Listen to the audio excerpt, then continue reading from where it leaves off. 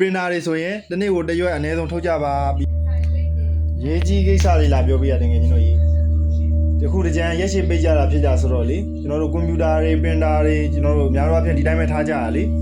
ဘယ်လိုပြဿနာဖြစ်လဲဆိုတော့သူကဒီမိတ်တူဆက်တွေ printer တွေကသူကတရက်ကိုအနည်းဆုံးတရွက်လောက်မှမဆွဲဘူးဆိုရင်ထုံမပေးဘူးဆိုရင်သူကဘယ်လိုပြဿနာဖြစ်လဲဆိုတော့သူက hack ပိတ်တာတွေဖြစ်လာတယ်ဒါကျွန်တော်မနစ်ကတော့လက်တွေ့ကြုံခဲ့ပြီးသွားပြီပေါ့နော်သူ hack ပိတ်ပြီးတော့ကျွန်တော် hack လဲရတယ် hack တလုံးကိုဥတီပါတယ်အခုချင်းအကုန်ကြစိတ်တဲ့တားများနေတာ hack လဲရတဲ့အနေထားဖြစ်သွားတယ်အားကြောင့်မို့လို့ပြီးရင်နောက်တစ်ခုရှိတဲ့မိတ်တူဆက်တွေဆိုလဲတနေ့ကို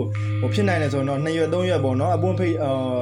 ဖွင့်ပြီးတော့ runner လေးလုပ်ပေးကြနော်ကျွန်တော်မနစ်ကတော့မိတ်တူဆက်ကလည်းတလုံးရက်ရှည်9ရက်ပိတ်လိုက်တဲ့ခါကျတော့သူကပြန်ဖွင့်တဲ့ခါကျတော့ဒီအဆိုပြန်ပြီးတော့လေစကပြအဆိုပြန်ပြီးတော့သူကပါဝါမလာတော့အဲ့ပြဿနာလည်းရှိတယ်ဒီကွန်ပျူတာရလည်းတူတူပဲเนาะဒီ electronic ပစ္စည်းတွေကဒီအဆိုတိုင်းစားရှိတဲ့အခန်းတွေမှာဆိုရင်သူက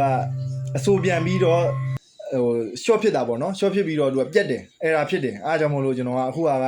ကျွန်တော်ကြုံဘူးတာလေးကိုလာပြီးတော့မျှဝေပေးတာအားကြောင့်မို့လို့တကယ်ချင်းတွေလည်းအချင်းချင်းမျှဝေပေးဖို့ကျွန်တော်ကအကြံပြုလိုတယ်ပေါ့เนาะအားလေးလာပြောပေးတာအားလုံးကိုကျေးဇူးတင်ပါတယ်